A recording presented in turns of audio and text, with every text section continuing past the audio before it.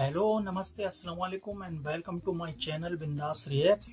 तो ज़्यादा बकचोदी ना करते हुए आपको कुछ इन्फॉर्मेटिव वीडियो दिखाता हूं जो सूर्या भाई को भी देख लेनी चाहिए उस्मान तारिक के बारे में। तो सबसे पहले वीडियो देखते हैं, उसके बाद रिएक्ट करते हैं। ठीक है। Pakistani mystery spin bowler Usman Tariq आखिर कौन सी ऐसी वेरिएशंस का इस्तेमाल कर रहे हैं कि बैट्समैन के लिए उनको रीड करना इम्पॉसिबल हो रहा है। आज की वीडियो में मैं उनकी सारी वेरिएशंस को डिकोड करूंगा और एंड में बात करूंगा उनके यूनिक बॉलिंग एक्शन के बारे में। So let's get started. उनकी सबसे पहली वेरिएशन है carrom ball. Traditionally carrom ball करने के लिए बॉल को कुछ इस तरह ग्रिप किया जाता है। यहाँ पे आप देख सकते हैं बॉल को मिडिल फिंगर और थंब के बीच में स्क्वीज किया जाता है और eight the time of release bowler अपनी मिडिल फिंगर से बॉल को फ्लिक करता है टू जनरेट द स्पिन। लेकिन उस्मान तारिक अपनी कैरम बॉल को कुछ डिफरेंट तरीके से बॉल करते हैं। यहाँ अगर आप उनकी ग्रिप देखें तो वो सिर्फ इंडेक्स फिंगर और थंब की मदद से बॉल को होल्ड किए हुए हैं। इसके अलावा उनकी बाकी तीनों फिंगर्स बेंट है। अब at the time of release वो अपनी तीनों बेंट फिंगर से बॉल को फ्लिक करते हैं to spin it from left to right, जिससे कि बॉल पड़ के away from a right hand batsman spin करती है। अब ट्रेडिशनली कैरम बॉल करते हुए आप सिर्फ अपनी मिडिल फिंगर की स्ट्रेंथ पे रिलाई करते हो, लेकिन यहाँ पे आप देख सकते हैं वो अपनी तीनों फिंगर्स की मदद से बॉल को स्पिन करते हैं, जिससे कि उन्हें ज्यादा पेस और स्पिन जनरेट करने में आसानी रहती है। अब उनकी सारी वेरिएशंस में जो नोट करने वाली चीज है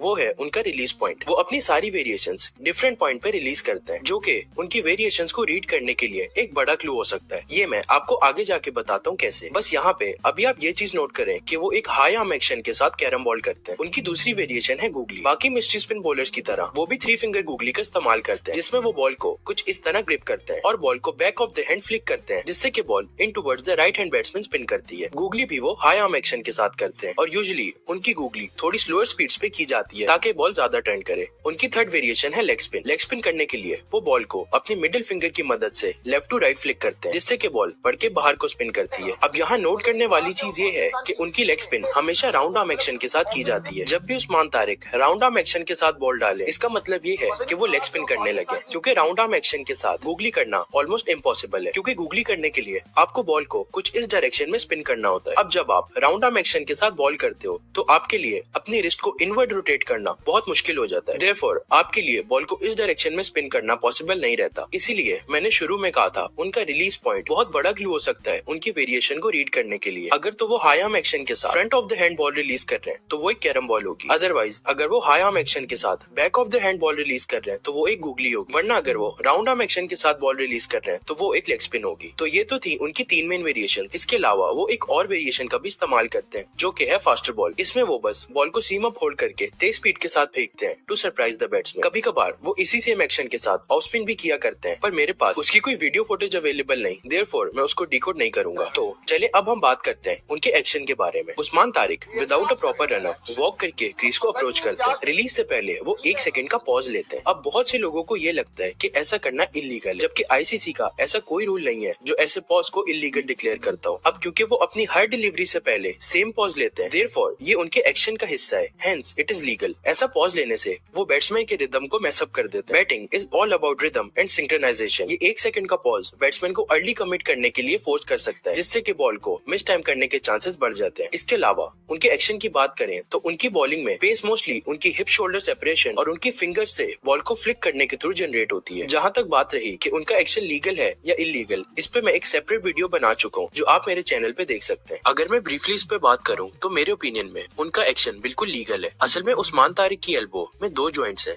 जिससे कि उनकी एल्बो में नेचुरली बेंड है और उनके लिए एल्बो को फुली स्ट्रेट करना पॉसिबल नहीं है। इसकी सिमिलर एग्जांपल है जसप्रीत बुमराह, जो कि हाइपर एक्सटेंडेड एल्बो होने की वजह से बेंड आर्म के साथ बॉल रिलीज करते हैं। अब बेंड एल्बो के साथ बॉल डालना is not the problem. Problem तब होती है जब आपकी एल्बो बियॉन्ड 15 डिग्री एक्सटेंड करे, starting from your shoulder level to the point of release. जैसे यहाँ अगर आप देखें तो शोल्डर लेवल पे उनकी एल्बो में बेंड है। अब रिलीज पोजीशन तक उनकी एल्बो स्लाइटली एक्सटेंड करती है, पर in my opinion this bend is not beyond 15 degree, therefore उनका एक्शन लीगल है। Usman Tariq PCB accredited labs में भी 2 दफा टेस्ट किए जा चुके हैं and according to them his action was within legal limits. वैसे मुझे लगता है उस्मान तारिक को खेलते हुए इंडियन टीम को कोई दिक्कत नहीं आएगी। फिर भी ये वीडियो देख लेते तो बढ़िया है, इंफॉर्मेटिव है, काफी अच्छी वीडियो बनाई है भाई ने।